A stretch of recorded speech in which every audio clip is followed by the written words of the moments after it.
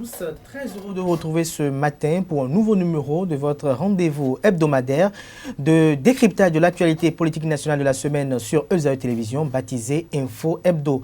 Nous sommes le samedi 3 novembre de l'an 2018. Cette semaine, plusieurs actualités ont animé la presse nationale, voire internationale. Nous pouvons retenir essentiellement pour le compte de cette semaine, hormis la participation du chef de l'État, le président Patrice Talon au sommet du G20 en Allemagne, nous avons le congrès du Rassemblement national pour la démocratie RND de l'honorable Jean-Michel Abimbola, lequel congrès s'est déroulé à Cotonou. Nous avons également le congrès extraordinaire du Parti du Renouveau démocratique présidé par Maître Adrien Oumbédi qui s'est déroulé à Franco. Nous avons la rentrée politique de Malick Séhou Gomina le samedi dernier à Djougou à travers un meeting gigantesque qui a reçu l'approbation et le soutien de personnalités politiquement charismatiques dans le septentrion. Outre ces trois grandes actualités préénoncées, la décision de l'Union démocratique pour un Bénin nouveau, UDBN, présidée par Claudine Afiavi-Prudencio, de participer en toute autonomie, en toute indépendance aux prochaines élections législatives, continue de faire couler beaucoup d'encre et de salive. Pour en débattre en toute autonomie aussi et en toute équité, je reçois pour vous, chers amis internautes, pour ce jour, Naguib Alagbé. Il est journaliste au groupe de presse Fraternité. Il sera sur ce plateau avec Euloge Gandaro, directeur de publication du journal Le Grand Matin. Il est aussi présent sur ce plateau aujourd'hui.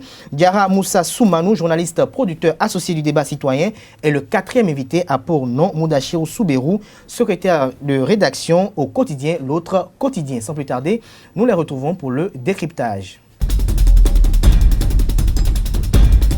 Le décryptage de ce jour, comme je l'annonçais à l'entame de cette émission, se fera avec Naguib Alagbé. Il est journaliste au groupe de presse Fraternité. Naguib, bonjour.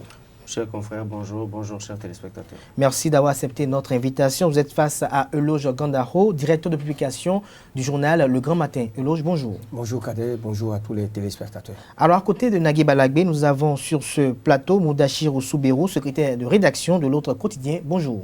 Bonjour, bonjour amis téléspectateurs. Et en face de Moudachirou Souberou, nous avons Diara Moussa Soumanou. Bonjour. Bonjour Kader, bonjour à tous. Vous êtes journaliste, producteur associé du débat citoyen. Tout à fait. Alors Naguib Alagbé, vous avez suivi l'actualité politique nationale de la semaine au Bénin. Vous avez suivi de près, en tant que professionnel des médias, ces différents congrès qui ont eu lieu, que ce soit du côté du RND, comme du PRD, comme également au niveau de Djougou avec le docteur Malick Gomina. Mais comment appréciez-vous déjà cette effervescence qui a eu lieu quand même le week-end dernier de part et d'autre pour signer du talon?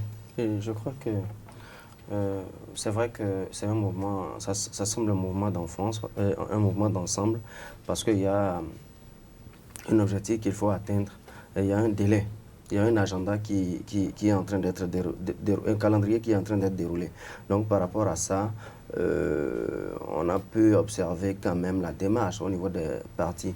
Mais par rapport à l'analyse qu'il faut en faire, je crois qu'il faut il faut tenir compte du contexte et de chaque parti, ça dépend de chaque parti. Pour le RND, le problème ne se pose pas en tant que tel. Le RND fait partie des initiateurs de la réforme, a travaillé aux réformes. Et le problème ne s'est pas posé en tant que tel en ce qui concerne l'entrée du RND en bloc. Au parti Les Républicains. Par contre, le contexte est tout autre. Quand on s'intéresse au PRD, qui déjà avait des appréhensions par rapport au fait qu'il faille fusionner avec d'autres partis. Est-ce qu'il faut disparaître ou est-ce qu'il faut continuer à exister tout en s'ouvrant à d'autres regroupements? Je crois que le débat s'est posé à ce niveau-là par rapport au PRD. Et le conseil qui a eu lieu dernièrement nous a donné de voir un peu la perspective dans laquelle le PRD se situe. Justement, je reviendrai par rapport au PRD. Euloge Gandaro, quand vous apprenez aujourd'hui qu'un parti politique tel que le RND, qui est quand même le premier parti qui a vu le jour au lendemain de la conférence nationale des forces de la nation, décide aujourd'hui de disparaître pour renaître au sein d'un autre parti. Est-ce que, à votre avis, vous, de mémoire de journaliste, ça vous fait pas un hic? Non, pas du tout, parce qu'aujourd'hui, il faut évoluer en tenant compte des réalités du moment. C'est une question de choix. D'accord?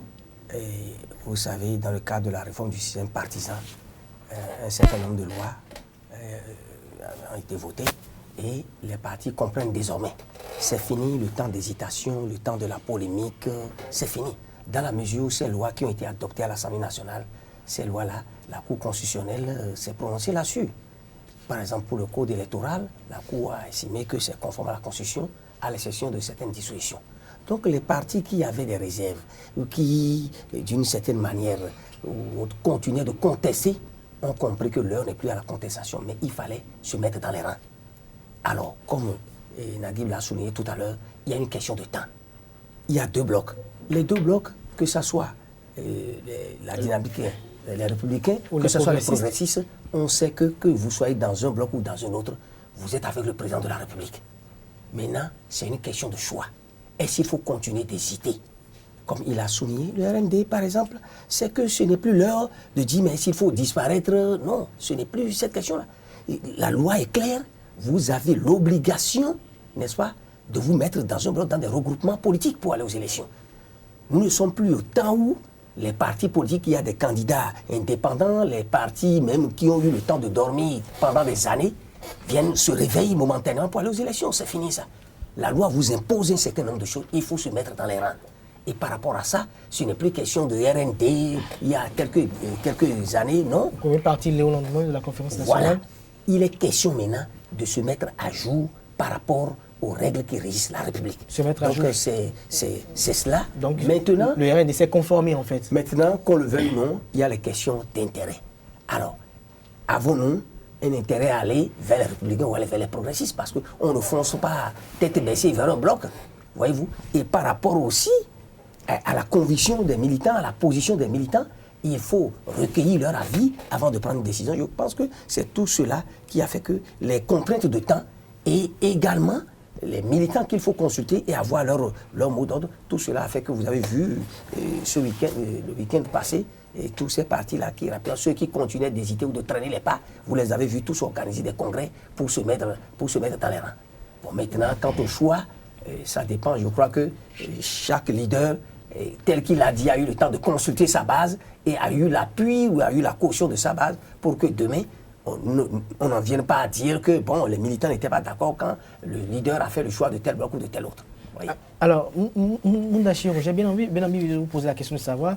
Alors, aujourd'hui, le RND décide de ne plus exister en tant que RND, mais de renaître au sein de notre parti politique. Mais est-ce qu'à l'avenir, quand le président Patrice Talon ne sera plus au pouvoir, est-ce qu'on pourrait encore entendre parler du RND, à votre avis? Oui, merci bien, chers confrères. Et moi, vous avez bien fait de souligner qu'il y a comme une effervescence que nous notons au niveau des formations politiques, c'est-à-dire au niveau de la classe politique béninoise. Mais cela répond à une norme, cela rentre dans un contexte, c'est-à-dire désormais, au regard des dernières lois votées à l'Assemblée nationale, c'est-à-dire la charte, la loi portant charte des partis et également le code électoral, les dispositions désormais font qu'on ne peut plus se lever comme les anciens partis et compétir par rapport aux échéances électorales. Il est désormais défini de rester, c'est-à-dire de se constituer en regroupement, pas plus comme en parti un peu miniature comme on avait l'habitude, maintenant de grands regroupements. Donc le contexte a changé. Et du moment où le contexte a changé, il va de soi que également, les règles de jeu également changent. C'est ça qui fait courir les uns et les autres. Le RND, bon, c'était un parti comme tout autre. Parmi les 300 ou combien on en avait, mais est obligé de se conformer aux nouvelles dispositions des lois pour aller désormais aux élections. Donc, qu'il veuille commencer ou continuer par se revoir, aller en congrès, aller en conseil, ça dépend de la dénomination que chacun choisit. Il va de soi que tout ça là rime à une seule logique, c'est-à-dire le regroupement désormais décidé par les lois qui régissent les partis politiques. Les partis politiques et la République. Et maintenant, à dire que, est-ce que cela va survivre au président Patrice Talon? C'est les règles, c'est les normes réglementaires, c'est les lois de la République. Du moment où une autre loi ne viendra pas remettre en cause celle-là, il va de soi que ce soit cette loi qui puisse s'appliquer à tout le monde, surtout par rapport à la classe politique. Donc, tout ce que nous sommes en train de voir participe bien à la logique, à la Et nouvelle c'est logique à votre avis. Oui. Alors, Djara, j'ai bien envie de vous poser la question de savoir, est-ce qu'on peut dire aujourd'hui que le coordonnateur Jean-Michel Abimbola a donné le bon exemple parce qu'il est le coordonnateur du BMP, du bloc de la majorité parlementaire, lequel bloc a quand même porté cette réforme du système partisan pour le président Patrice Talon. Est-ce que nous pouvons affirmer, sans risque de nous tromper, qu'il est resté fidèle aux idéaux du chef de l'État? Non, je pense que moi je vois beaucoup de bruit, beaucoup de brouhaha, beaucoup d'agitation dans cette volonté des partis de se conformer à cette charte qu'ils ont voulu d'eux-mêmes, parce que personne ne les a obligés, d'accord, à voter cette loi portant charte des partis politiques.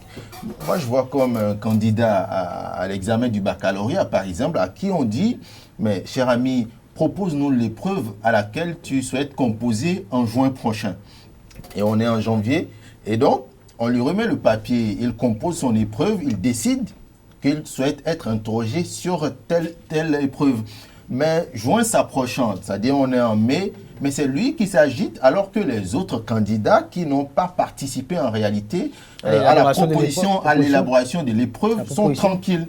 Voyez-vous, c'est l'opposition, disons la mouvance plutôt, qui fait beaucoup d'agitation, beaucoup de sorties, beaucoup de volonté de se conformer, alors que c'est eux-mêmes qui ont proposé cette loi. D'accord ? Est-ce que c'est la faute à la mouvance si l'opposition parfois semble dormir?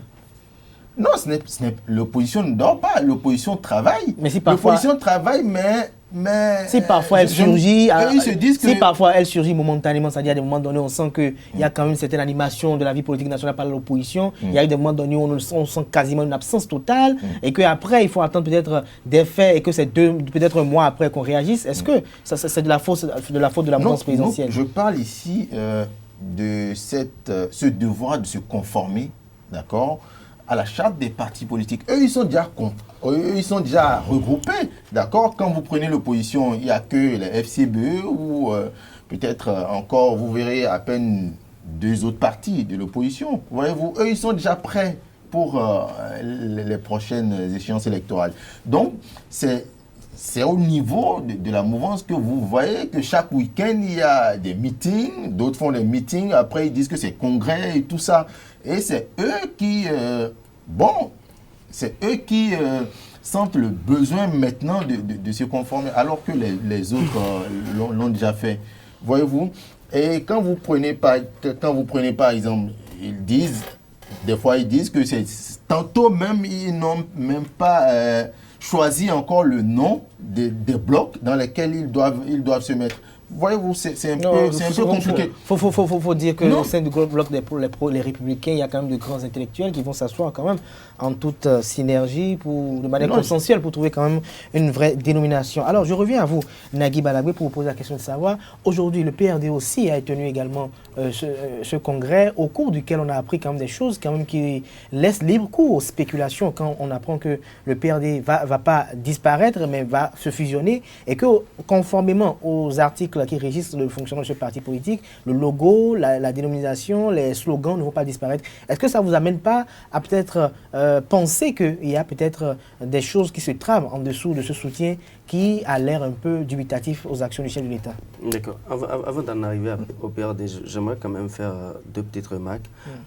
C'est d'abord que je ne suis pas sûr que la loi fait obligation aux partis de se mettre ensemble ou de se mettre en bloc, de se constituer en bloc. Ce n'est pas ça l'obligation. L'obligation qui est faite aux partis, c'est d'avoir un certain nombre de représentants désormais par commune. En fait, d'avoir une taille plus importante que ce qui se faisait par le passé. Donc c'est ça l'obligation. Et puis, au niveau du code électoral, il est question d'avoir 10% peut-être pour valider les sièges. Quand bien même, c'est-à-dire quand bien même on serait candidat dans une circonscription électorale et qu'on serait venu en tête à l'issue des suffrages, il faut que le parti auquel vous appartenez ait eu un certain nombre de députés.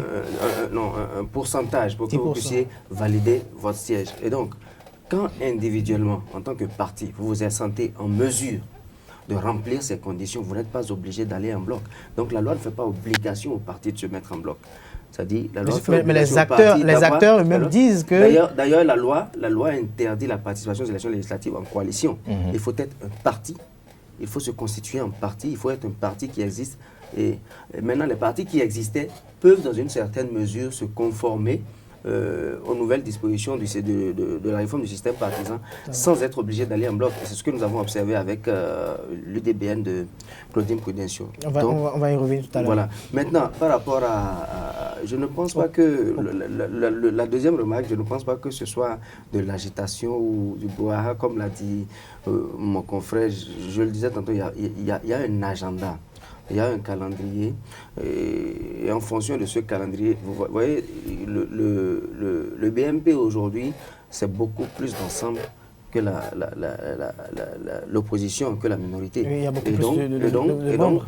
Il y a beaucoup plus de choses à faire. On peut se questionner sur l'opportunité de toutes les activités qui sont organisées au niveau de chaque structure pour pouvoir dire, bon, d'accord, à partir de maintenant, nous allons en fusion ou nous accédons à un bloc. C'est un fait qu'ils iront en bloc, que la base est validée ou pas. Donc, le reste, ce sont que des formalités, on va dire. Mais est-ce qu'on avait besoin d'en faire autant avant peut-être de déclarer son adhésion à un bloc ou à un autre? On peut s'interroger là-dessus. Mais là encore, il faut peut-être se dire que c'est dans une démarche de communication. C'est-à-dire quoi? Peut-être pour se faire voir de la part du chef, je suis aussi là, j'ai un fief. Pas forcément le chef, du public, de l'électorat, de la base également. Donc, il y a quand même peut-être une démarche pour montrer officiellement qu'on est en train d'aller vers...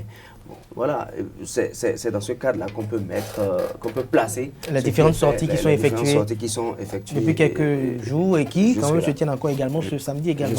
Alors le PRD aujourd'hui, quand on vous dit que le PRD va plus exister, va se fusionner, mais ne sera pas dissolu, et que le slogan, les attributs, comme quoi le logo et autres seront maintenus, est-ce que ça ne vous fait pas réfléchir un peu? D'abord, le PRD, ce qu'on retient d'abord, c'est que le PRD va dans un bloc. Le PRD, parce que tout à l'heure, vous avez dit que la loi interdit les alliances. Donc on ne peut pas parler de bloc, on peut parler d'un parti politique. Parce que tel qu'on l'a dit, c'est qu'ils se regroupent ensemble pour former un parti politique.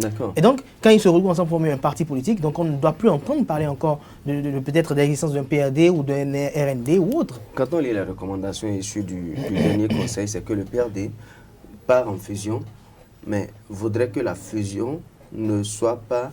n'impacte pas? Non, en fait, pas impacter. La fusion n'induit pas la dissolution ou la disparition du PRD. Non, le PRD existe, mais le PRD va fusionner avec d'autres partis.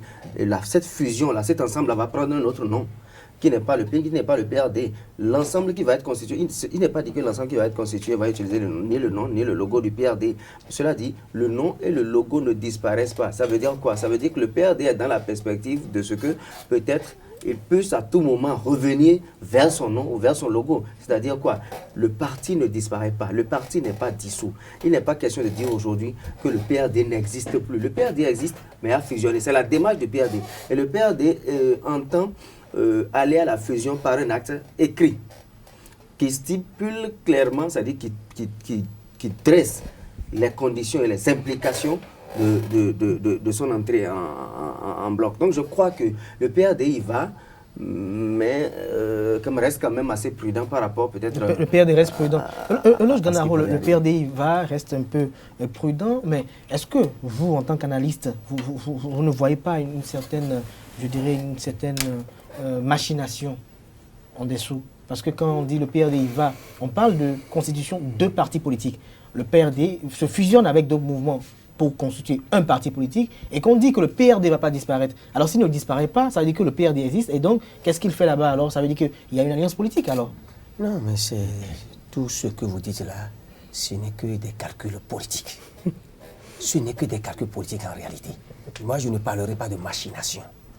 Parce que, en réalité, le PRD n'avait pas fait l'option, n'est-ce pas, d'aller se joindre à d'autres partis ou à d'autres mouvements dans un bloc. Mais elle a validé la législation, elle a validé la loi au niveau de l'Assemblée nationale. Le PRD, dans les tractations, les négociations, le PRD voulait garder son nom, son logo, tout et tout, et faire venir vers lui plutôt d'autres partis ou d'autres mouvements politiques. C'était l'option faite par le PRD. Et tout le monde a été surpris, il y a quelques semaines, de constater le mouvement contraire. Et certains ont estimé que non, c'est après des discussions avec le président de la République, tout ça. Donc c'est pour vous dire que c'est les calculs politiques. Voyez-vous, ces partis-là qui ont existé pendant des décennies, il y a ce que certains appellent les grands partis. Ces partis-là considèrent que c'est eux qui sont ceux qu'on peut appeler véritablement des partis politiques. À côté des clubs électoraux. Mais le PRD mérite quand même qu'on l'appelle grand parti politique, le PRD, le MADEP et autres, les FCBE, c'est ceux-là qui se considéraient comme ceux qui sont vraiment actifs sur le terrain. Mais aujourd'hui, quand on en vient à dire qu'ils doivent rejoindre d'autres, forcément, quand vous vous fusionnez, vous rejoignez d'autres mouvements politiques, vous devez perdre des plumes, c'est clair. Vous ne pouvez pas aller dire que, bon, vous gardez, ce bloc-là va s'appeler PRD et va porter le logo arc-en-ciel, c'est pas possible. Parce que les autres aussi ont un logo, ont un nom. Donc c'est une question de concession, de discussion. Chacun perd quelque chose et gagne quelque chose. Donc dans cette démarche-là, vous savez, il y a beaucoup de calculs, beaucoup d'hésitations. On craint beaucoup de choses. On se dit que, est-ce que si nous y allons, nous n'allons pas complètement disparaître. Donc cette manière de nous comprenons que le PRD n'y va pas pour dire que nous n'existons plus. Bon, comme lui l'a soumis, il l'a si bien dit. C'est-à-dire, vous y allez, vous y allez avec d'autres partis politiques, vous n'allez pas imposer votre nom. Mais ils se disent, écoutez, nous y allons pour une bataille, pour une lutte. Mais à tout moment, si nous ne nous entendons plus sur les mêmes idéaux, nous pouvons à tout moment nous retirer. La loi n'a jamais dit, chaque parti disparaît. Et lorsque on intègre un bloc ou un regroupement, on n'a pas le droit de quitter. Lorsque vous êtes dans un regroupement, on y va par hasard, on n'y va pas en tourisme. On y va parce que peut-être, écoutez, vous épousez une idée, un idéal. Ma question actuellement, lorsque ce n'est plus respecté, les événements plus respectés, vous pouvez vous retirer. Ma question, c'est qu'il ne s'agit pas de constitution d'une alliance politique, il ne s'agit pas de constitution d'un bloc politique, mais d'un parti politique. Alors, le PRD, dans les Républicains, on ne devait plus entendre parler du PRD, en fait. Comme on ne doit plus entendre parler du RND. Moudachirou Soubeyrou, je ne sais pas si je me fais comprendre correctement. Non, la question elle est bien précise, elle est bien posée. Pour moi, c'est comme une nébuleuse autour de cette histoire du PRD. Parce que si vous remarquez tout ce que nous observons là, tous ceux qui tiennent leur congrès ces derniers jours-là disent par endroit que nous mettons, que tel parti met fin à ces activités et tout, pour désormais renaître au sein des républicains ou des progressistes. Vous suivez? Mais ce qui n'est pas le cas au niveau du PRD. Parce que, à en croire le dernier conseil et les résolutions, comme l'a rappelé mon confrère tout à l'heure, j'ai l'impression que le PRD n'est pas dans la même dynamique que les autres. Parce que c'est vrai, du point de vue âge, ils ont fait du chemin. Du point de vue assise nationale, on leur accorde du crédit. Mais lorsque la cadence change, lorsque les dispositions changent, mais on n'a pas à rimer à contre-courant de ce qui est décidé. C'est en cela que moi je ne comprends pas la position du PRD. C'est une position dubitative. Elle est même, c'est toute une nébuleuse. On ne peut pas vouloir d'une chose et de son contraire. On a dit désormais, lorsque on dit on garde, on ne veut pas perdre notre logo, on ne veut pas perdre nos slogans et tout. Mais qu'est-ce qu'on veut? Et pourtant on dit on veut adhérer à autre chose. Un peu comme le PRD. Le PRD ne va pas adhérer seul. Le PRD adhère avec d'autres. C'est pas parce qu'ils ont plus d'âge, ils sont plus âgés que les autres, que quand on vient, parce que c'est toute une nouvelle dynamique qui veut se mettre en place. Et c'est en cela que moi je dis, il faut qu'on interroge les responsables du PRD. Qu'est-ce qu'ils veulent au juste? Ils savent qu'ils sont capables d'aller seuls. On ne leur force pas la main de dire forcément. Mais lorsqu'on rentre dans une dynamique de regroupement, de rejoindre les trucs, mais chacun croise les bras, on vient. C'est de nouvelles, on remet les cartes, on va les rebattre. C'est ce que cela veut dire. Donc il y a une position un peu, je ne sais pas, ambiguë du PRD. Le mot est venu. Oui, le mot est venu. Il faut qu'il puisse nous dire. C'est que on veut garder tout, alors qu'on dit qu'on est dans une autre... Que ce soit les progressistes, que ce soit les républicains, je crois que tous ceux qui y vont, on n'y va pas pour s'imposer, pour dire que ce que moi je veux, c'est le nom que moi je veux, là, c'est le nom que va porter, c'est mon logo. On n'y va pas. Justement. Je crois que tout à l'heure, avant de vous revenir, les têtes de pont de tous ces membres-là, de ces différents blocs-là, n'est-ce pas? Il y a des instances. Je crois qu'il y a un autre débat dans ce que vous dites là, qui doit être fait également.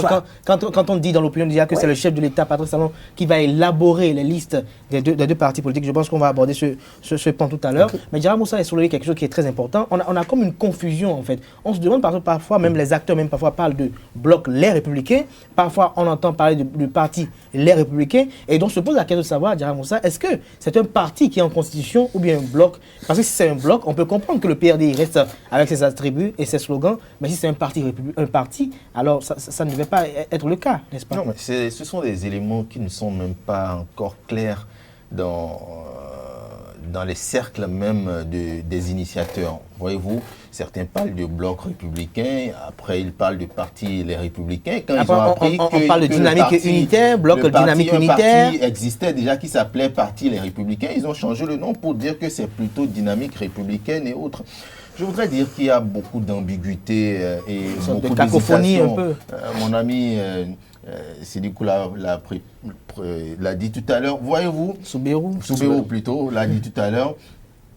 Vous constatez que certains, quand ils organisent leur congrès, ils disent que nous disparaissons complètement. Définitivement, comme le RND, comme Alternative Citoyenne et autres. D'accord? Mais il y a d'autres qui viennent, qui disent que nous souhaiterions garder notre logo, notre nom, on veut être des courants au sein du parti, on demande à prendre des engagements. Moi, je me demande, alors que ce sont les mêmes, d'accord, qui ont initié cette charte-là.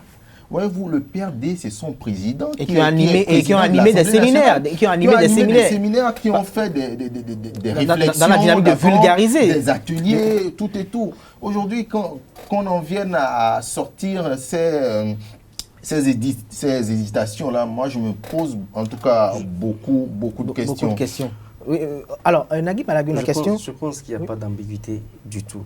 Ah bon? Alors, il n'y en a pas. On va dire les choses comme elles sont. Ok, allez-y. Voyez-vous, tous les partis n'ont pas, les enjeux ne sont pas les mêmes pour un parti ou un autre. Qu'on aille en bloc ou qu'on n'y aille pas. C'est-à-dire quoi? Que le bloc fonctionne ou que ça ne marche pas. Mais avant ça, est-ce que vous avez la certitude aujourd'hui de ce qu'il s'agit? Est-ce qu'il s'agit de la constitution d'un parti politique ou d'un bloc politique? Non, c'est un parti. Un parti. Parce que la loi, la réforme du système partisan est claire. Donc, c'est les acteurs qui embrouillent l'opinion, en fait. Non, en puisque réalité, parfois quand on ils disent bloc, c'est pour parler de parti en réalité. C'est-à-dire c'est en termes de grand regroupement. C'est le parti qui sera baptisé. Le parti sera baptisé quoi? Les Républicains ou parti Les Républicains? Parce qu'on a eu déjà des affirmations de personnes quand même. Nakiba visiblement très proche, en tout cas, il est dans les secrets de ces partis-là. Non, en fait, non, sans être il est juste taquin. Sans être dans les secrets, il y a des choses qui sont perçues aujourd'hui comme des évidences. C'est que, par exemple, les groupes vont se constituer. Aujourd'hui, ce qui est moins évident, ce sont les appellations.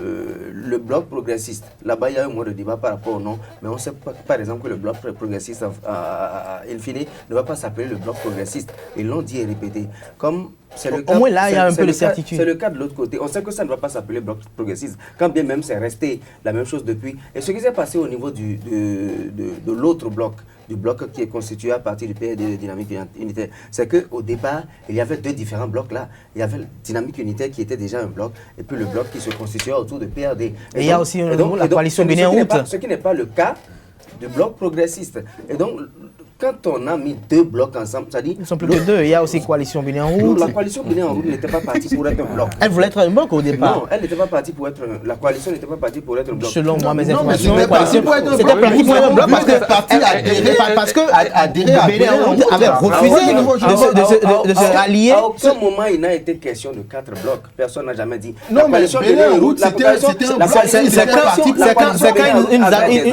C'est quand on nous a dit qu'il y a eu une réunion avec le chef de l'État qu'on a appris que désormais il faut avoir deux blocs, pas plus que deux. Sinon, Bénin en route était décidé dès le départ à être un bloc politique. Oui, mais la volonté de Bénin, en réalité, à partir du moment où on considère, à partir de quel moment on doit pouvoir considérer qu'il y a tel ou tel autre bloc, c'est à partir de la décision du BNP. En réalité,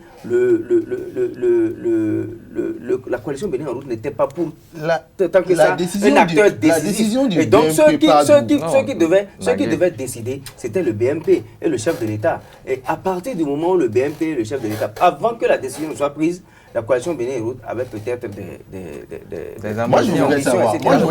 La décision du BNP, on ne peut pas dire dans ces conditions-là que il y avait 4 blocs. Non, il n'y en avait pas 4. La preuve, tout de suite, quand on a dit 2 blocs se mettaient ensemble, on n'a pas dit 3 blocs. 2 blocs se mettaient ensemble. Et il a fallu que la coalition Bénin en Route rejoigne d'abord Dynamique Unitaire avant de migrer ensemble, ou en fait, de se mettre ensemble avec le PRD. Maintenant, par rapport à la démarche du PRD, allez rapidement. Finir sur la démarche du PRD. La démarche du PRD est très claire. Je disais tantôt que les enjeux ne sont pas les mêmes pour tous les partis. Oui, il y a un parti quand même. Prenez par exemple un parti qui n'a jamais pu élire un conseiller, un chef de quartier ou même un député. Ce n'est pas la même. Ce parti-là n'a rien à perdre. Qu'ils aillent en bloc et que ça marche ou que ça ne marche pas, je crois que ce parti-là n'a rien à perdre.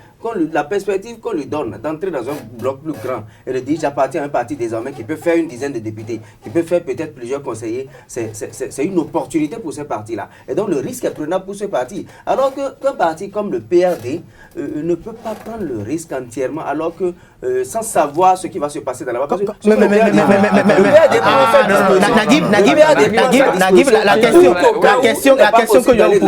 la question que je vais vous poser avant de revenir à l'autre, c'est de savoir, est-ce que quand le PRD, avec ses députés, défendait de manière active cette réforme du système partisan, n'avait pas mesuré les enjeux et n'avait pas appréhendé les difficultés de cette réforme? Non, vous voyez, le PRD a mesuré les enjeux. Vous voyez, nous tous, nous sommes d'accord que, tel que les choses évoluaient, il fallait changer. Et on va faire cette nouvelle expérimentation-là. Mais quoi qu'on dise, quelle que soit la manière dont... Mais il faut un soutien ou une adhésion sincère et franche.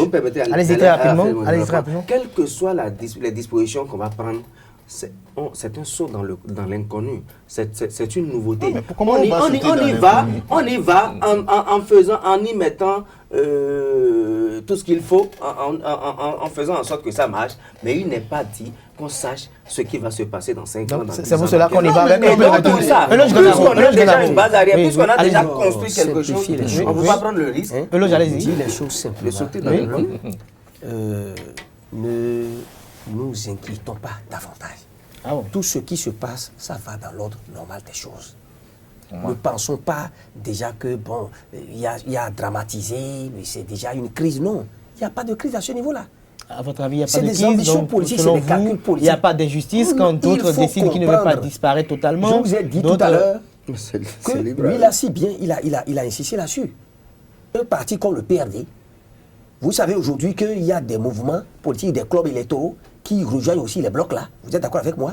Mais ceux-là, à côté de grands partis, ceux qu'on appelait les grands partis, Union Fédération, le PRD, qui arrivent à faire élire des députés à l'Assemblée nationale, comprenez que ceux-là ne peuvent pas aller s'asseoir et accepter librement que, bon, les autres... On disparaît. Non, si vous ne pouvez en pas réalité, accepter... ce qui allait se passer, ce qu'on constatait, c'est que ces partis-là, le PRD, l'Union Fédération, si peut-être, comme certains l'ont dit, le président de la République n'a pas eu à les regrouper et discuter, dit, pour plus de cohésion, pour éviter la division, tout ça là, mettez-vous en 2 blocs.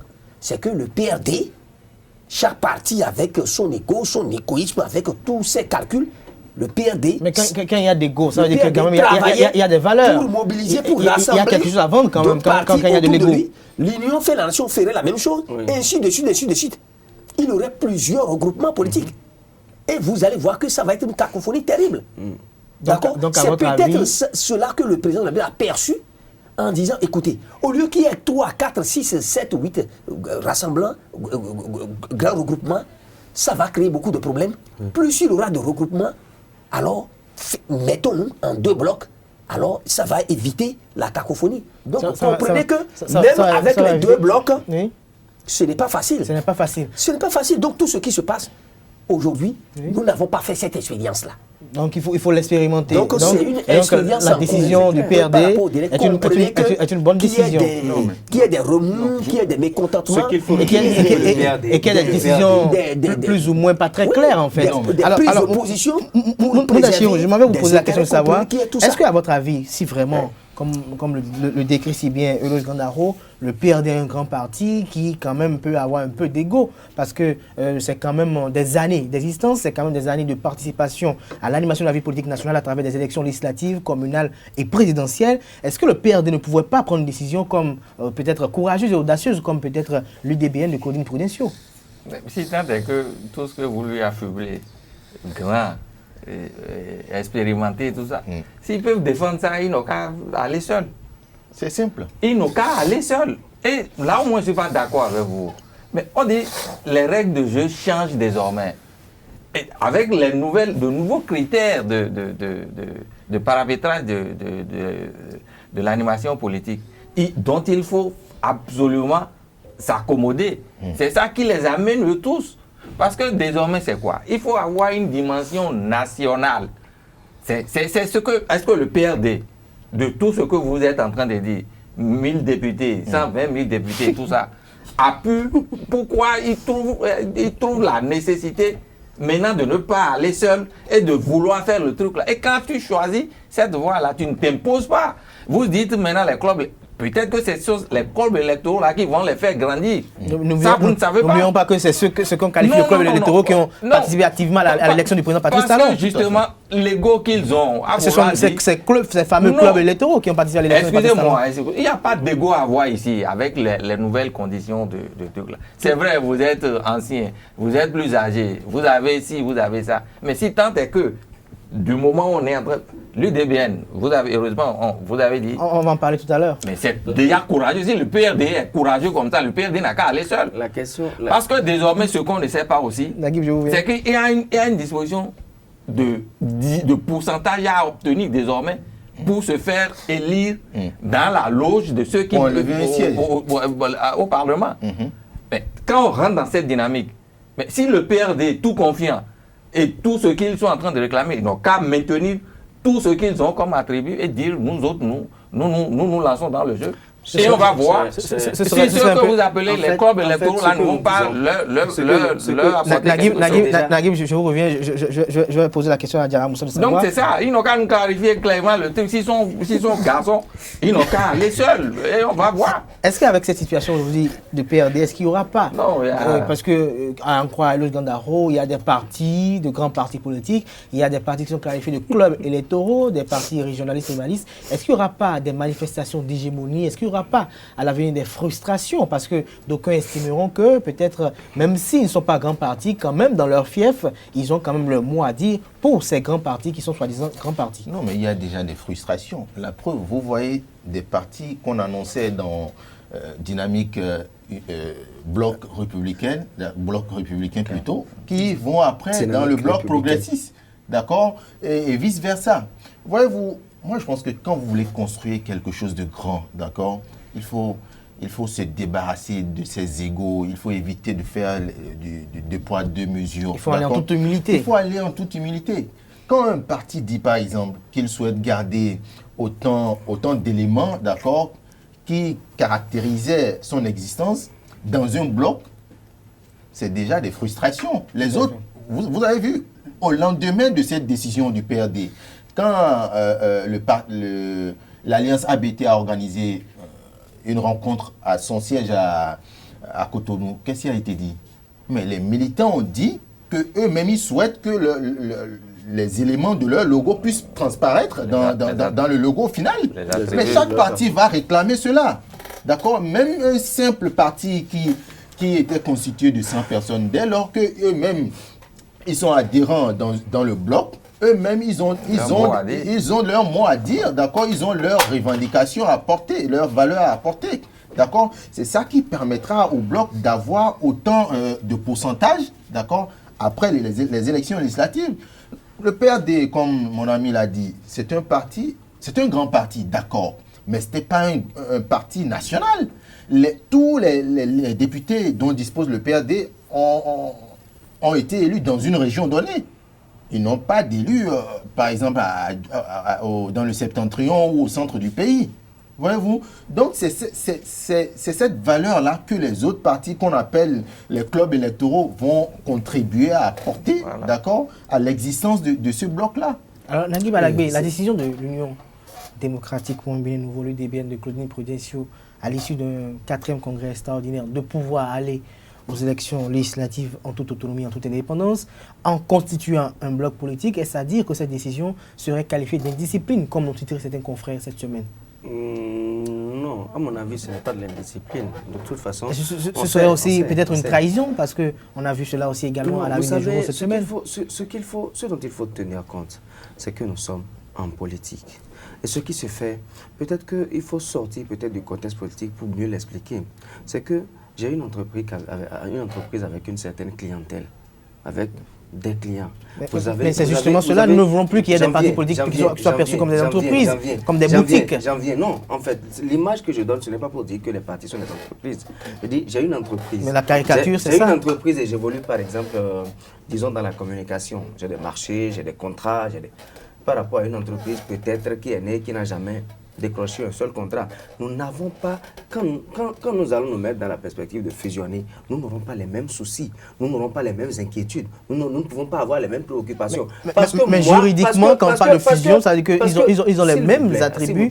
Vous avez la même droit. Vous avez la même vision, d'accord, mais vous n'avez pas les mêmes préoccupations. Parce qu'au moment où nous fusionnons, moi j'ai déjà fait du chemin jusqu'à un certain niveau. D'accord, nous fusionnons, mais à partir du moment où nous fusionnons, personne ne peut dire que on ne peut pas savoir d'emblée ce qui va se passer dans l'avenir. Et donc, moi je peux être amené à prendre des dispositions pour ne pas perdre ce que j'avais déjà réalisé avant qu'on en arrive à la question de fusion. En sachant que si on y va, et que ça ne devait pas fonctionner, que je ne me retrouve pas plus bas. Pourquoi ça mais quand vous êtes dans ça, c'est une préoccupation. Naguib, dites-moi.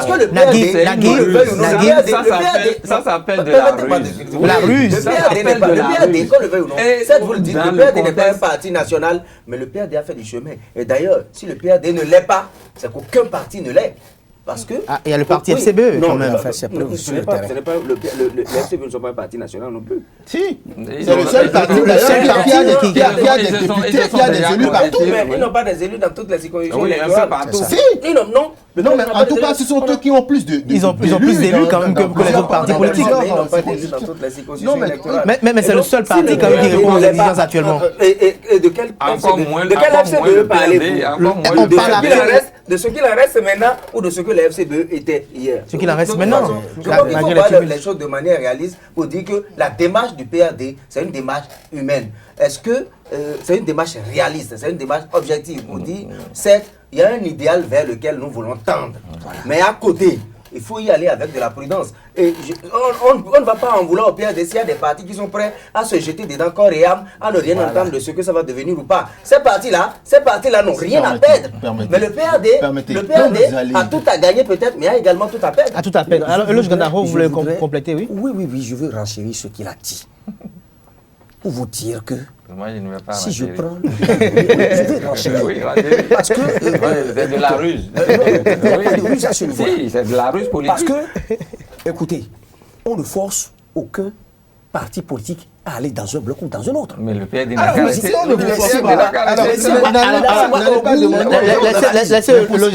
Laissez-moi aller au bout de mon analyse. D'accord? Chacun y va librement. Mais vous n'allez pas dire que chaque parti qui va dans un bloc, il doit y aller la bouche cousue. Non. Un parti peut aller, écoutez-moi, le PRD, comme bien d'autres partis qui sont allés à la dynamique républicaine, peut aller en posant des conditions. D'autres partis également du bloc peuvent poser leurs conditions. Vous êtes d'accord avec moi? Mais est-ce que vous êtes d'accord avec moi aussi qu'il peut y avoir des conditions qu'on pourrait... Est-ce que vous êtes d'accord avec moi qu'il peut y avoir des conditions qu'on pourrait poser en se disant que peut-être je dirige peut-être telle coordination du parti politique ou je fais ci, mais c'est pas en étant peut-être à travers un soutien plus ou moins, peut-être qui n'a pas l'air d'une sincérité, ou peut-être qui ne relate pas l'honnêteté à une réforme qu'on a quand même votée à l'Assemblée nationale. Bloc peut poser des conditions, peut exprimer des souhaits, peut faire des propositions. On peut avoir plusieurs conditions, on peut avoir plusieurs mille propositions. Plusieurs partis peuvent dire dans le bloc, nous voulons ceci, cela. Ceci n'est ce ne sont pas des qu'est-ce qu'on souhaite? Lorsque vous êtes dans un bloc, mais chaque parti qui sont appelés à fusionner avec le PRD. Avec ces partis-là, écoutons-le s'il vous plaît. Laissez-moi finir. Oui, allez-y. Je dis que lorsqu'on prend le cas du PRD, je dis que d'autres partis, si d'autres ont choisi, comme il a dit tout à l'heure, d'autres ont choisi de ne rien dire et de tout accepter, mais c'est leur choix. Ils ont choisi. Mais d'autres également peuvent dire non, nous voulons que notre logo y figure. D'autres peuvent dire non, nous voulons que nous gardons le nom de notre parti. Mais au finish, ce qui est sûr, il y aura consensus. C'est ensemble qui vont définir les conditions pour dire d'accord, voilà. Vous voulez garder votre nom, vous voulez garder votre logo, vous voulez garder ceci, cela, vous avez fait telle proposition, mais écoutez, nous devons nous entendre. Ensemble, définissons ensemble ce qu'on peut retenir. Avant de passer à Moudachirou, je vais vous poser encore une autre question pour que vous voyez un peu le sens de mon inquiétude. C'est que même s'il doit y avoir des conditions, même s'il doit y avoir des négociations pour que sur le prochain logo du parti qui est en gestation, qu'il y ait quand même peut-être des symboles qui relatent les idéaux du PRD, qu'il y ait peut-être des slogans qui sont quand même pas très loin de ceux du PRD, cela n'amène pas forcément à ce que le PRD ne pousse pas l'idée de disparaître comme d'autres partis politiques. Parce que dans l'idée, à mon avis, quand on parle qu'il doit avoir constitution d'un parti, il ne peut pas avoir un parti politique dans un autre parti politique. Parce que quand on dit le PRD ne disparaît pas, mais se fusionne, ça veut dire pour ma part que le PRD reste, même s'il n'est pas légalement présent, il reste officieusement, à mon avis, quand on lit un peu les textes. Parce que c'est un processus. Mais vous parlez comme si tout est fini. Mais c'est un processus. Et dans un processus, laissez-moi parler. Dans un processus, d'accord, où il y a plusieurs. Vous avez l'air un peu furieux là. Dans un processus, un parti qui a posé au départ et qui dit je dois garder mon nom, je dois garder mon logo, mais peut-être qu'au beau milieu ou à la fin du processus, après la discussion, peut accepter de renoncer. Et puis, alors, Moudachirou veut réagir quand même. C'est la discussion. Il faut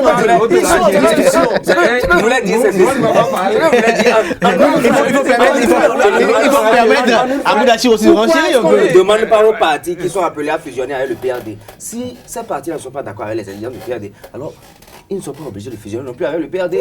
Non. Voilà, la question est là. Oui, ils ne sont pas obligés. Si ces partis-là ne sont pas d'accord avec le PRD,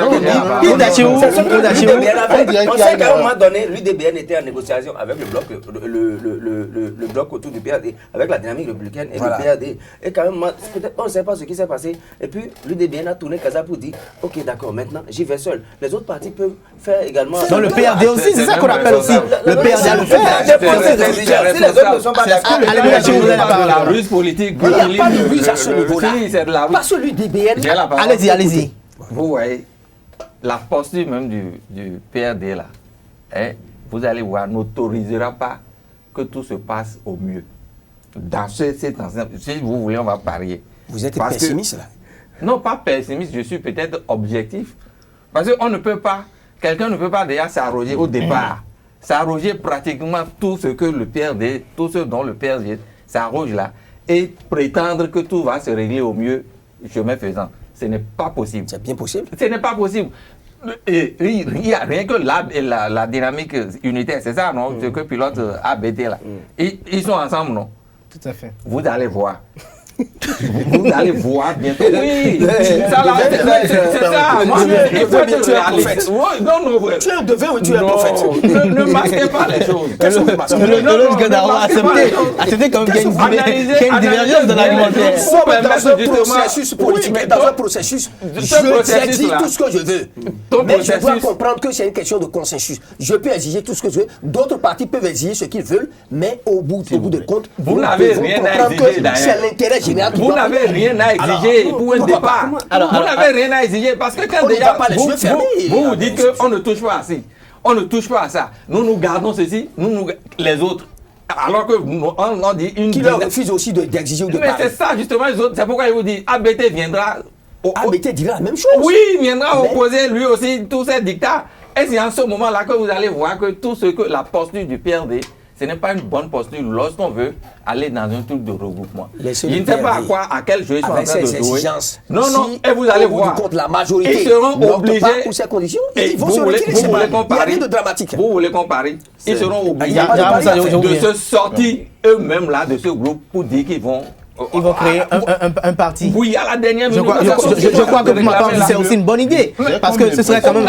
Ce serait un peu gênant, n'est-ce pas, Diarra Moussa, d'apprendre, parce qu'on a écouté quand même sur les réseaux sociaux, nous sommes sur les réseaux sociaux, plusieurs militants et militantes du PRD qui n'ont pas en tant que tel approuvé cette décision, parce que le PRD, parfois, à en croire certains militants sur les réseaux sociaux, estiment que ce parti a assez de moyens, assez de partisans et sympathisants pour pouvoir aller en toute autonomie, en toute indépendance.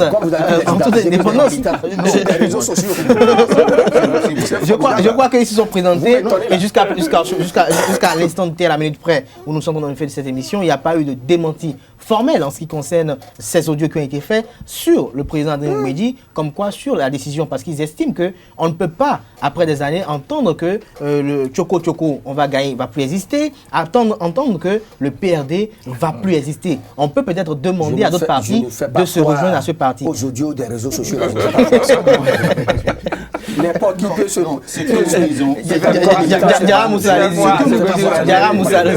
pense que ce que nous disons est tellement sérieux qu'il faut reconnaître qu'il y a franchement une difficulté au niveau de ces formations qui tendent à aller vers des blocs, d'accord, à se départir, d'accord, de certaines de leurs valeurs. Quand vous décidez d'aller à un mariage, d'accord, c'est un mariage en fait.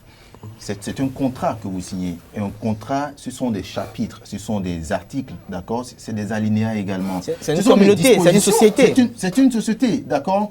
Mais ne me dites pas qu'il y a des signatures qu'ils vont apposer, d'accord, soit disant que nous adhérons, d'accord, à tel ou tel bloc. Ne me dites pas que ce que va signer le PRD ou le document final qu'ils auront au niveau de leur parti va conférer serait divergent, non, il y aurait quand même une sélectivité. Il n'y aura pas de divergence, d'accord? C'est les mêmes dispositions qu'ils vont signer, d'accord? Il n'y aura pas une disposition particulière pour tel ou tel parti. Donc, franchement... Même là, ce que c'est fait actuellement, il n'y a pas de disposition. Ce que moi je vais vous poser à vous, Nagui Alagbe, vous en tant que journaliste, cette réforme du système partisan aujourd'hui, avec son application aujourd'hui, qu'est-ce que vous en pensez? Quelle analyse vous en faites aujourd'hui? Je pense qu'on a expérimenté quelque chose depuis la conférence des forces vives de la nation. Et à un moment donné, nous nous sommes rendus compte que le paysage politique était vraiment touffu. Nous avons observé un certain nombre de dérives par rapport à ce qui s'est fait jusque-là. Tout à fait. Il y a un pouvoir qui est venu avec une volonté. Et la plupart des partis, la plupart des chapelles ont appelé à l'assainissement. Ce n'est pas seulement sous le régime Talon que ça s'est dit qu'il fallait assainir le système partisan. Bon. Sous quelle forme cet assainissement devait se faire, c'est peut-être ça qu'on ne savait pas. Maintenant, il y a quelque chose qui a été proposé. Je crois que peu importe celui qui est là, peu importe la proposition qu'on va faire, on trouvera toujours à redire. Il y a quelque chose qui est proposé aujourd'hui. Je pense qu'il faut peut-être faire cette expérience. Ce que vous qualifiez, ça nous mène. Moi, je ne peux pas prédire. Non, mais il faut accepter le faire avec toutes les conditions. Je ne peux pas prédire de l'avenir de ce qui, du système qui a été mis en place aujourd'hui. Des dispositions qui... Non, la volonté est bonne. À vous écouter, le bien fondé est quand même... Je crois qu'il faut qu'on y aille. Alors, mais au fond, les exigences de ce test, à votre avis, est-ce que cela est en phase avec les réalités du terrain politique aujourd'hui au Bénin? Quelle est l'emphase dont vous parlez? Il y a des enjeux de taille, parce que on croit ce qui se... Ce que je sais, c'est que il y a des dispositions nouvelles. Il y a des éléments qui sont nouveaux. Et c'est justement ça, le but d'une réforme. Quand on dit réforme, c'est faire en sorte, c'est faire les choses autrement que de la manière dont ça se faisait par le passé. Et ce que nous voulions, c'est quoi? Nous avons dit nous voulons finir avec les partis... les clubs électoraux. Les clubs électoraux, les partis locaux, les partis qui ne s'assisent que dans un quartier, que dans une ville, etc. Quand il est fait, par exemple, obligation aux partis politiques de réunir 10% du suffrage national pour pouvoir valider leur siège de député, vous êtes obligé de travailler sur une assise beaucoup plus grande. Donc, ça veut dire que l'idée est là, le principe est là. L'objectif qu'on veut atteindre, on le sait. les moyens qu'on veut utiliser, on peut toujours trouver à redire là-dessus. Ce qui est sûr, moi je crois que c'est une expérience qui vaut la peine d'être faite. Alors, Eloge Gandaro, à votre avis, est-ce que nous allons dire que prochainement au Bénin, nous faisons peut-être des primaires avant l'élection présidentielle? Parce que s'il faut réunir 10%, ça veut dire que c'est quand même une question de démonstration de force, les élections législatives. Vous appelez ça primaire ou que vous donniez d'autres noms à ça. Ce qui est sûr, c'est une nouvelle expérience. C'est-à-dire, c'est une manière de dire, c'est fini la récréation. Vous êtes tous d'accord avec moi-même, que l'on soit du côté de la mouvance, proche de la mouvance ou de l'opposition. Unanimement, il y a eu beaucoup de concertations, beaucoup de rencontres avant l'adoption de ces lois-là. La réforme du système partisan s'impose aujourd'hui à nous, au Bénin. Parce que nous avons remarqué que, depuis le renouveau démocratique, l'expérience que nous avons faite avec le multipartisme intégral, il y a beaucoup d'insuffisances, il y a beaucoup de problèmes. Que l'on soit du camp de la mouvance, vous avez dit depuis la conférence, les partis n'ont pas joué leur rôle. Vous avez reconnu que depuis la conférence nationale, il y a eu le multipartisme intégral, mais cette réforme ne promeut pas le multipartisme intégral. Est-ce que nous pouvons dire que cette réforme est en phase avec la constitution en vigueur actuelle? Cette réforme-là, c'est-à-dire c'est incontournable. C'est une réforme opportune. Vous n'avez pas répondu à ma question. Si vous prenez. Vous n'avez pas répondu à ma question. Alors, est-elle en phase avec la Constitution actuellement en vigueur? Mais c'est bien en phase avec la Constitution. Parce qu'on n'a jamais dit, les réformes actuelles n'ont jamais dit qu'il n'y aura plus de partis politiques. Et il ne faut pas qu'il y ait plusieurs partis politiques. Conforme à la Constitution, pas la Cour constitutionnelle. Qu'est-ce que vous voulez dire? Le multipartisme intégral. Les réformes ne visent pas, n'est-ce pas, à remettre en cause le multipartisme. Pas du tout. Mais les réformes visent à améliorer ce qui a été fait jusque-là. Et donc des partis peuvent décider de rester seuls. Aucun parti politique n'a pu faire élire un candidat à la présidentielle jusque-là. Et regardez tout le bruit, toutes les agitations qu'il y a eu lors des législatives. Mais c'est le résultat des questions d'hégémonie, de frustration. Cette réforme est arrivée à point. Parce que au sein de ces partis, les questions de frustration, comme il a souligné tout à l'heure, mais il y en aura aussi dans les grands blocs. Applaudi à 100%. Ce qui est sûr, c'est une expérience. Il faut que les partis s'y mettent. Mais il faut le minima. Il faut les appliquer d'abord. Il faut se mettre sur le terrain, mettre cela en application, et nous verrons les difficultés, les problèmes qui se posent, quitte à les corriger ultérieurement à l'avenir. Alors, cher ami Moudachir Souberou, alors vous, que pensez-vous de la réforme du système partisan, vous? Non, mais tout le monde est d'accord qu'avec ce qu'on observait quand on a libéralisé tous les esprits, parce que ce qu'on ne dit pas, c'est qu'avant 90, on était sous un autre régime et qui a, du point de vue liberté, a montré ses limites. Et c'est pourquoi en 90, on a libéralisé. Voilà, les énergies, les esprits, on a tout libéralisé. Donc maintenant, 30 ans ou presque 30 ans, vous savez, 28 ans maintenant, 28 ans après, on a vu que, ça là, les chiens lâchés entre-temps ont eu le temps de montrer que non, à un moment donné, il faut les mettre en cage pour que tout puisse se passer normalement. Et il vient de souffler que depuis, aucun parti politique n'a pu faire élire un président de la République. Or, l'une des missions du parti politique, quand vous prenez c'est la conquête du pouvoir. Et l'exercice du pouvoir. Mais c'est une faiblesse. Et quand vous me dites que certains ont tel âge, certains se réclament de ci, de ça, c'est là leur insuffisance. Ils ont beau réclamer ci, réclamer tant. Des titres gonflants, fanfarons. Ils n'ont pas pu. Ça, c'est un défi. Ça, c'est un défi. C'est véritablement un défi. Donc, moi, j'ai dit. Le candidat qui a été deuxième aux élections présidentielles. Il n'est pas premier. Il n'est pas premier. On dit d'être premier. Vous dites que vous avez été deuxième. Donc, non, je ne sais pas, Kader. Si moi, je comprends, c'est normal que nous en arrivions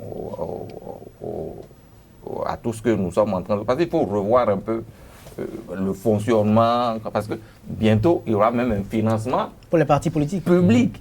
Donc, il faut pouvoir canaliser, bien cadrer les choses. Bon, maintenant, quand on est dans cette dynamique, ce n'est pas pour autant que quelqu'un va se dire le taureau c'est moi, le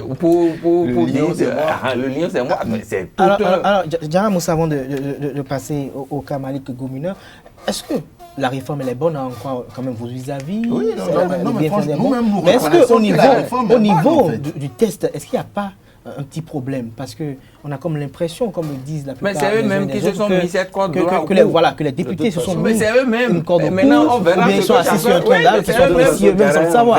Non, mais franchement, c'est ce que je disais d'entrée.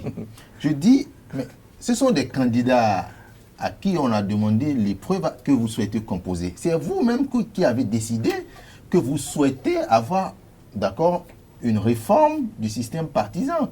Et maintenant, c'est vous-même qui avez des difficultés à vous conformer à ça.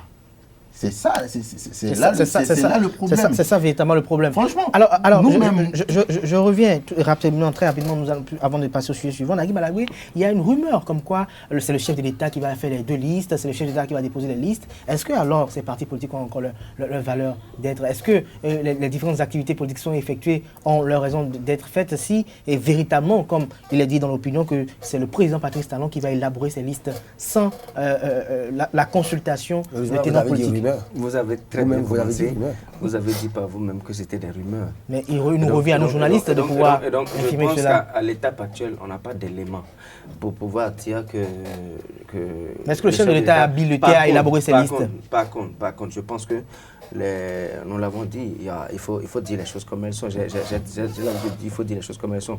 Les 2 blocs qui sont en train de se constituer sont des blocs pour soutenir le chef de l'État. Ce sont des blocs de la majorité. Donc, c'est déjà 3 blocs. C'est déjà 3 blocs. Il y a 3 blocs pour la majorité présidentielle. Au moins 2. Au moins 2, parce que nous ne savons pas encore. On dit 2,5 alors. Il y a au moins 2. En fait, la position de l'UDBN, ça reste à voir. Est-ce que le chef de l'État est totalement en accord avec peut-être l'UDBN a pris sa décision et continue de clamer haut et fort qu'ils veulent évoluer avec le chef de l'État malgré tout.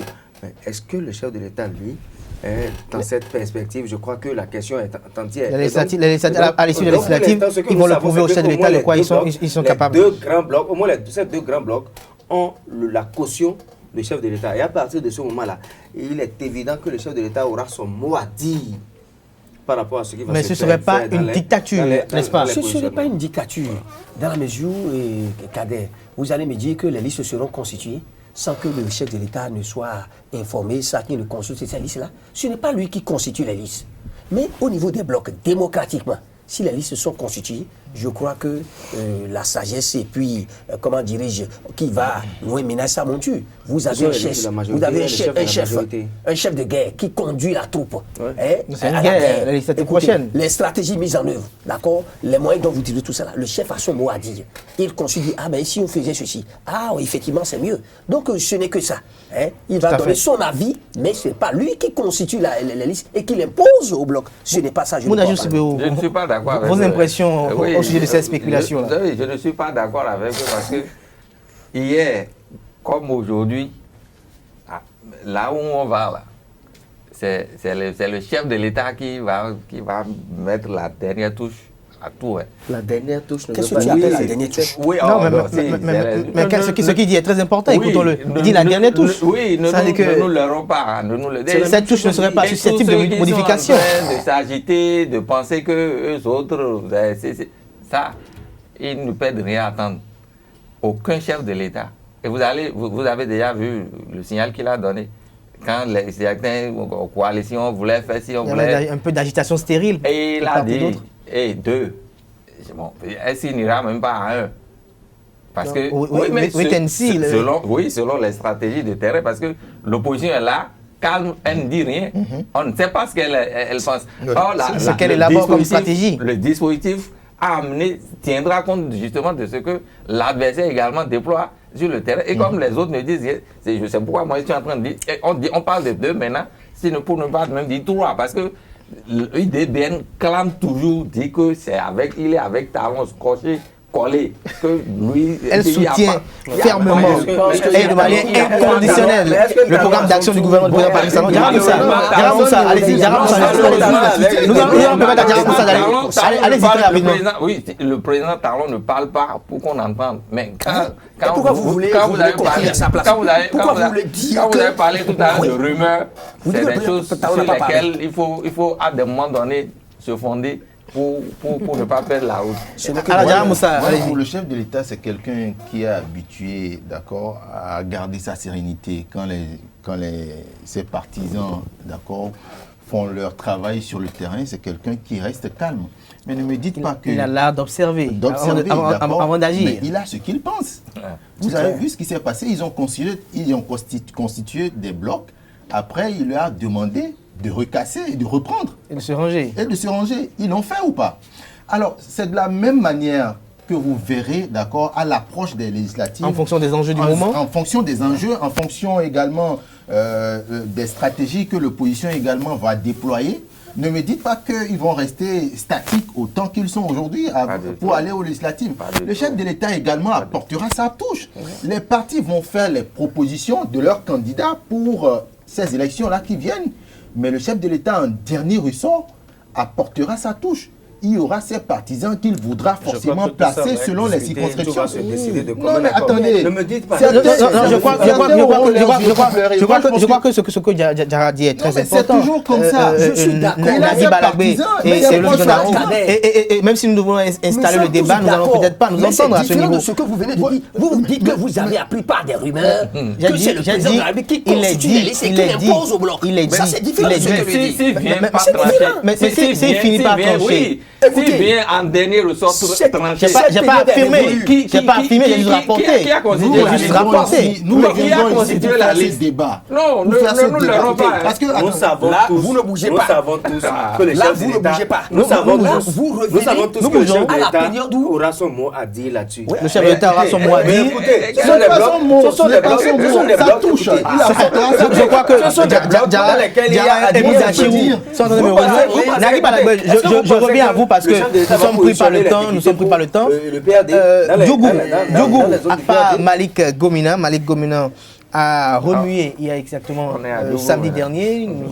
Nous laissons le PRD, nous laissons le président Patrice Talon. Nous sommes toujours dans la veine des législatives prochaines, mais nous parlons de Malik Gomina. Vous étiez à Djougou le week-end dernier?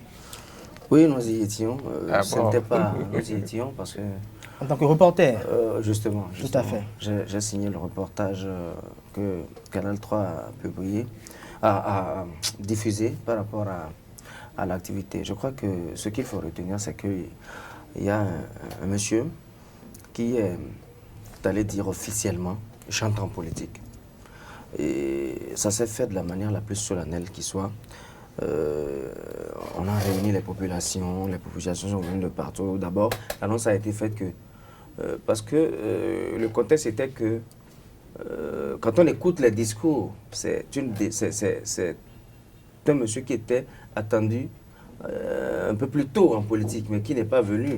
Et donc, au moment où il a décidé de le faire, il a dit, bon, puisque j'ai été appelé pendant longtemps à venir en politique, à m'intéresser aux questions de la cité, et que je ne l'ai pas fait, et que j'ai passé tout mon temps à travailler sur le point, à m'occuper de ma carrière, et que maintenant j'ai décidé d'y aller.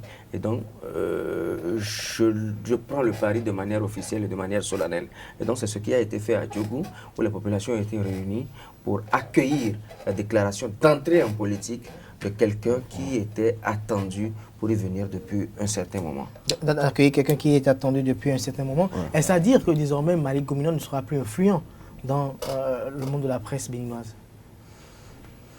Bon, je connais un doyen qui dit journaliste quand on l'a été, on le reste. Et je pense qu'il lui plaira peut-être de s'organiser de la manière qu'il voudra, et de la manière que le contexte lui permettra de le faire. Mais du moment qu'il a décidé d'aller en politique, je crois que maintenant, il faut voir en lui beaucoup plus un homme politique qu'un journaliste. Alors, Logique Gondaro, est-ce à dire qu'avec l'avènement ou peut-être l'arrivée de Malik Gomina au Parlement, est-ce que nous aurons, en tant que professionnels des médias, on peut faire un groupe de soulagement parce qu'il pourrait y avoir peut-être plusieurs législations à notre profit? Qu'est-ce que vous voulez dire par là? Est-ce à dire qu'il y aura plusieurs... Monsieur Logique Gondaro... Parlez clairement. Soyez plus clair.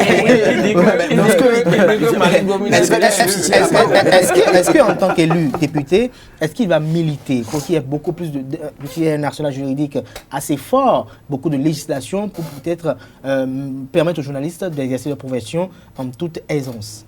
écoutez, nous aurons notre part. C'est ce que nous souhaitons. D'ailleurs, Malik, comme il a dit... C'est un gâteau? Malik, nous aurons notre part. C'est un gâteau? Si je dis notre part, nous sommes citoyens béninois. Malik, Voilà. là-bas, il a parlé de développement, politique développement. Écoutez, il a fait une rentrée officielle. Mais il était dans la politique il y a longtemps. C'est un jeune que nous devons encourager. Parce que c'est ce que nous déplorons au niveau de beaucoup de jeunes béninois. On ne tombe pas dans la politique comme une goutte de pluie ou bien, comment dirais-je, un ingrédient dans une soupe. C'est un parcours. Il faut avoir la patience, prendre le temps, n'est-ce pas? C'est au bout de l'ancienne corde qu'on tisse la nouvelle. Rester auprès des aînés, apprendre. Ce n'est pas l'agitation de certains jeunes qui disent non, c'est fini, la vieille classe, il faut balayer ceci, là. Non. Malik est dans la politique il y a longtemps. Journaliste, mais il a fait ses pas avec les aînés. Qui va me démentir aujourd'hui? En tant que journaliste, il a été très actif dans les médias, mais également, il a fait un travail souterrain. Et l'heure est venue maintenant pour qu'il officialise tout cela. Et je crois que son expérience au niveau de la presse, ses relations, et du fait qu'il a été imprégné des problèmes réels au niveau de la presse, si maintenant il devient homme politique, s'il a la possibilité d'apporter quelque chose pour que la presse puisse être plus dynamique, pour que les conditions de travail puissent être améliorées, il le fera. Il le fera. Parce qu'on a vu beaucoup d'autres politiciens qui ont été témoins des difficultés au niveau de la presse, mais ils n'ont tenu que ça n'a été que de la démagogie. Ils n'ont été proches de la presse, ils n'ont sollicité les médias que pendant les élections, parce qu'ils pensent que les médias peuvent quand même porter haut leur voix, mais sitôt les élections finissent, ils disparaissent.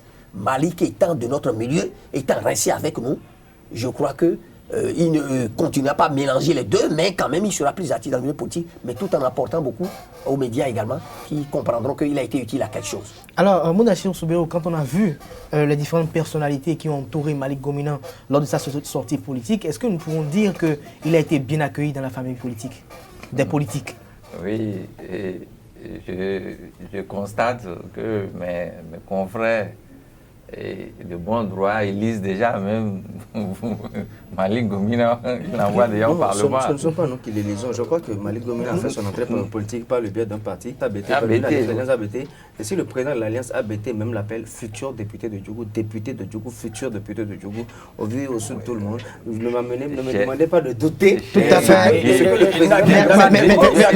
Merci de l'avoir dit. Je mets un point, parce que Soubérou, je ne suis pas d'accord avec lui. Prends l'exemple de son milieu, où il y a déjà des candidats, des prétendus candidats à qu'on appelle déjà conseillers. Pourquoi on n'appellerait pas Malik déjà député? Il faut quoi pour réussir? J'aime bien la verve de Gandaro. J'aime bien la verve de Gandaro. Je ne m'en offusque pas. Il faut quoi pour réussir? Il est déjà député. Merci, mais c'est ce que je salue. Parce que c'est un jeune qui a de l'ambition et qui travaille. Il n'a pas seulement de l'ambition. Il a des atouts. Il faut encourager cela. La parole. Il serait élu député. Merci. J'ai dit, mais au grand bonheur de nous tous. Parce que là, au moins, un nouveau visage. Parce qu'il y en a que je vois au Parlement, là, il ne faudrait même plus qu'ils reviennent. Voilà. Si déjà, moi, on peut avoir la garantie que c'est de nouveaux visages que j'aurai, je serai content. Donc, je dis, ce que j'ai remarqué par rapport à Malik, son entrée, il a bien préparé. Ça, avec Munici. Évidemment, il ne pouvait d'ailleurs en être autrement parce qu'on ne peut pas être des sérails d'où nous venons ou d'où il vient pour faire les choses à moitié. Il a mis le plein. Il a fait le comble à choses. Et je parie que ses adversaires du milieu doivent déjà avoir de l'insomnie parce que quand on a la batterie qu'il a déployée là, quand on a fini de faire ça, le reste c'est de voir peut-être ce qui va suivre. Je dis, c'est déjà heureux. Et comme l'a dit Eloge, ce n'est pas du jour au lendemain que Malik s'est levé pour dire... Malik était déjà politique, ça fait. Même dans la presse, Malik est politique. Bien qu'étant parmi nous, Malik est politique. Donc, il n'a fait que... officialiser. Oui, c'est-à-dire, il a assemblé les ingrédients, là, il les a tellement bien agencés. Un bon cocktail. Oui, que tout ce qu'il a déroulé là, j'ai dit... Comme un cordon bleu. Oui, pour Malik. Feu vert. Oui, feu vert. Alors, merci beaucoup pour lui. Maintenant, le reste, c'est quoi? Il ne suffit pas d'avoir la caution de la population pour aller là-bas et aller croiser les bras. C'est vrai que c'est une autre bataille là-bas. c'est toute une autre réalité là-bas. Mais le connaissant, je crois bien qu'il va quand même se départir du lot de ceux qui vont pour aller mener des combines qui ne sont pas du tout Dans l'intérêt dans l'intérêt des populations. Ouais. Et lui, il a même d'abord double casquette.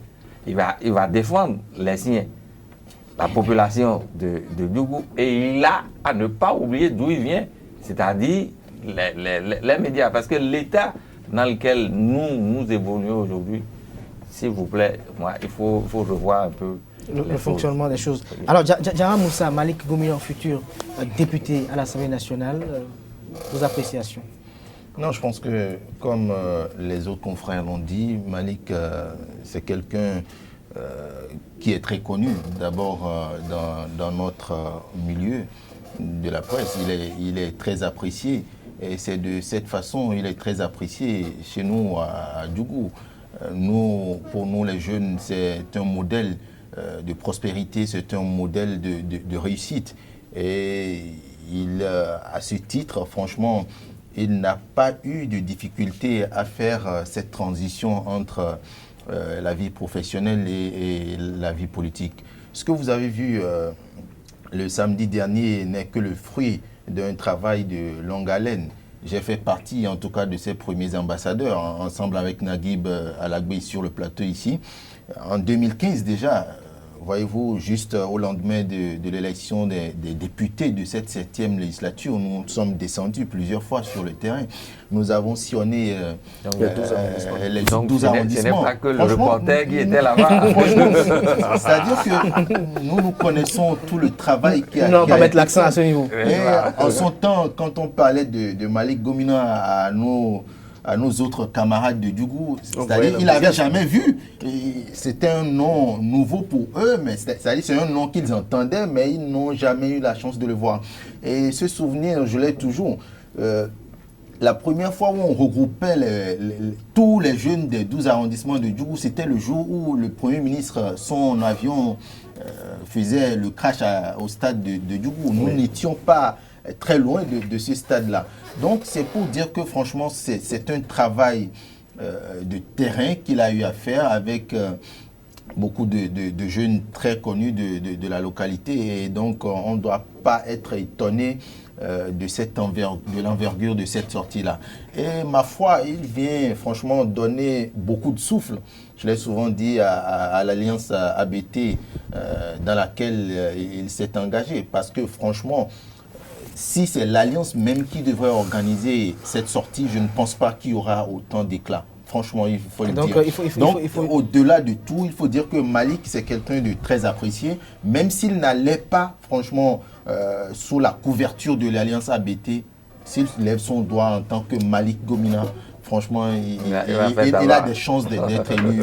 Donc à vous écouter, je crois que l'homme a quand même un grand charisme, et donc l'Assemblée nationale pourrait lui être garantie si la population lui donne le quitus. Et pourquoi pas faire partie peut-être du bureau de l'Assemblée nationale, et pourquoi pas aussi peut-être, si d'autres aussi ont ces ambitions, voir je ne sais pas, Diarra Moussa, voir Malick Gomina peut-être... L'homme du terroir qui parle. Je suis d'accord. Lui aussi, il a commencé par l'homme du terroir. Vous vous renchérissez. Non, je disais, pourquoi pas voir peut-être Malick Gomina, peut-être président de l'Assemblée nationale, qui sait aussi les tractations qui sont en vue pour les prochaines élections législatives et pour la composition du bureau de l'Assemblée nationale. Mais Naguib Alagbé, nous sommes à la fin de cette émission. Je ne vais pas vous laisser partir sans vous poser la question de savoir quels sont vos vœux pour la prochaine législature. La prochaine législature, pour moi, ça doit être une législature de transition. C'est-à-dire, on doit rompre, on est dans la rupture, on doit rompre avec un certain nombre de choses.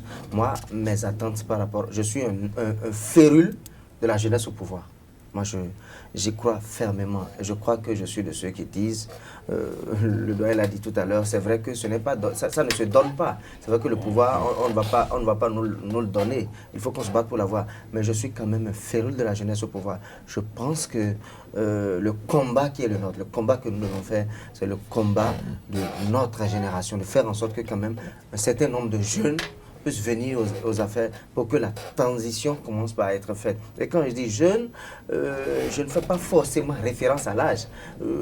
Comme l'a dit le confrère, le doyen Moudachiro tout à l'heure, si on a l'assurance déjà que nous aurons de nouvelles têtes, parce que je pense que la plupart de ceux qui sont là ont déjà apporté ont déjà donné tout ce qu'ils pouvaient donner. Et il y a des gens de qui, franchement, moi personnellement, je n'attends plus rien. Pourtant, ils sont toujours dans la course, ils sont prêts à tout pour revenir.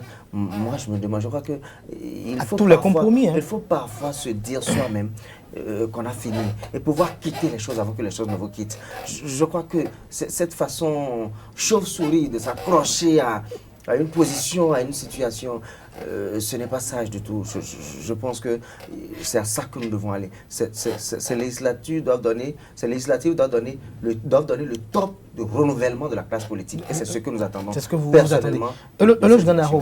Merci. Moi, je souhaite que ça soit une législature qui poursuive le travail que le président Mbéji a fait jusque-là. Parce qu'à côté des intérêts politiques, des remous, tout ça, nous avons remarqué que le Parlement a véritablement joué son rôle. Le vote des lois, vous voyez le nombre de lois qui a été voté. Ça, c'est très important. Que la prochaine législature soit également efficace, comme ça a été pendant la 7e, et que, en dehors des intérêts partisans, les gens se disent que ce Parlement doit continuer à être performant et démocratique pour que l'élection présidentielle à venir, ça soit vraiment une élection transparente, une élection acceptée de tous, et que celui qui sera élu soit celui que le peuple a véritablement choisi pour le bien-être de nous tous. Alors, Diarra, je finis par vous. Alors, Moudachiro Soubeyrou, vous, votre souhait, est-ce que vous voulez que cette assemblée soit renouvelée totalement? Est-ce que vous voulez qu'elle soit renouvelée à 65%? Quel est votre souhait? Je n'ai pas de pourcentage à donner. Et comme à mes habitudes, je veux que ce Parlement-là ait un véritable nouveau visage. Il y a des gens, il y a des apprentis sorciers qui sont là. Et j'invite le peuple, la population à les sanctionner. Parce que, oui, un Parlement, surtout le nôtre, là, avec tout ce qui s'y passe, tout ce que nous voyons, il faut désormais finir avec ça. Et j'en appelle à la vigilance du peuple. Il y a certains qui sont là. On voit déjà les artifices auxquels ils sont en train... aussi du chef de l'État. Oui. Non, lui... Il aura peut-être... Parce que vous avez dit qu'il va apporter sa dernière touche. Donc, il faut que, lors de cette touche-là, il faut j'invite mes compatriotes, ils sont un certain nombre qu'on connaît là, à les sanctionner. Il ne faut plus qu'ils reviennent au Parlement. Il ne faut plus qu'ils reviennent. Diarra Moussa, je voudrais renchérir d'abord ce que mon ami... C'est une affaire de chérie. Apparemment. Oui, parce qu'il parlait des députés à sanctionner. Ma foi, si tous les députés du BMP peuvent ne plus revenir, franchement, je serais d'accord. De quel BMP parlez-vous? De quel BMP? Du bloc de la minorité ou bien de la majorité? De la minorité ou de la majorité? Parce que c'est deux BMP. De la majorité. Mais pourquoi cette fixation sur le BMP? Pourquoi pas la minorité? Non, Diarra, dites-moi, est-ce que selon vous, au sein de l'autre BMP, de la minorité parlementaire, est-ce que tous ceux qui y sont, à votre avis, méritent véritablement le quitus de la population pour revenir? Parce que c'est pas parce qu'on est tout le temps là, dans une opposition. Vous savez, quand on est dans l'opposition, c'est facile de bénéficier de la compassion des populations. Je m'explique. Oui, allez-y. Je m'explique. Voyez-vous, tout ce que nous vivons aujourd'hui, c'est la faute aux députés de la 7e législature. Le retrait du droit de grève. Quand vous interrogez la plupart des Béninois, ce sont des lois qu'ils n'ont pas appréciées. Quand vous prenez, par exemple... On va pas relancer le débat. On va pas relancer le débat parce que vos vis-à-vis... Quelles sont vos attentes? Vos attentes très rapidement parce que nous sommes préparés à temps. Mes attentes, c'est un renouvellement complet. D'accord? De l'Assemblée nationale. Un renouvellement complet des deux BMP. Des deux BMP. Tu te contredis. Des deux BMP. Le BMP seulement. Non, maintenant, il vient des deux BMP. Forcément, quand je parle de complet, ce n'est pas renouveler les 83 députés. C'est impossible. C'est impossible. Vous voulez quand même... Mais quand je dis renouvellement complet, c'est-à-dire la majorité, je ne souhaite pas que la majorité de ces députés-là reviennent. Pourquoi? Parce que c'est des gens qui ont déjà changé de veste. C'est des gens qui ont changé de veste. Ils en ont l'habilité. C'est ce que nous ne souhaitons pas. Et je souhaite également que, franchement, qu'il y ait plus de jeunesse qu'il y ait plus de jeunes, d'accord? Et de jeunes conscients, de jeunes qui puissent quand même... Non, mais et ne pas humilier la jeunesse. Allez-y rapidement, nous avons cette fougue-là, nous avons cette énergie-là à déployer, d'accord? Et nous avons tendance plus à écouter les populations parce que les aînés, eux, ils n'ont plus rien à perdre. Donc voilà pourquoi je souhaite que les jeunes... Vous voulez que cette assemblée-là soit renouvelée de manière considérable et que la jeunesse, quand même, y figure en place de choix. Merci. 60% des électeurs sont des jeunes, donc il faut franchement... permettre aux jeunes d'aller à l'Assemblée nationale pour quand même apporter leur contribution dans le débat public national. Merci à vous, Diarra Moussa. Je rappelle que vous êtes journaliste, producteur associé du débat citoyen. À côté de vous, il y avait eu Loge Gandaro, directeur de publication du journal Le Grand Matin, qui a taquiné tout au long de cette émission son vis-à-vis Moudachio Souberou, secrétaire de rédaction de l'autre quotidien, qui a renchéri ce que a dit Naguib Alagbé, journaliste au groupe de presse Fraternité. Merci à vous, chers confrères, pour la disponibilité et la participation à cette émission Info Hebdo de ce jour. Merci à vous, chers amis internautes, pour l'attention et la fidélité au programme de ESAE TV. Merci beaucoup et le rendez-vous est pris pour le samedi prochain pour un autre numéro. D'ici là, portez-vous bien et passez un agréable week-end en compagnie de nos programmes sur les www.esaetv.bj.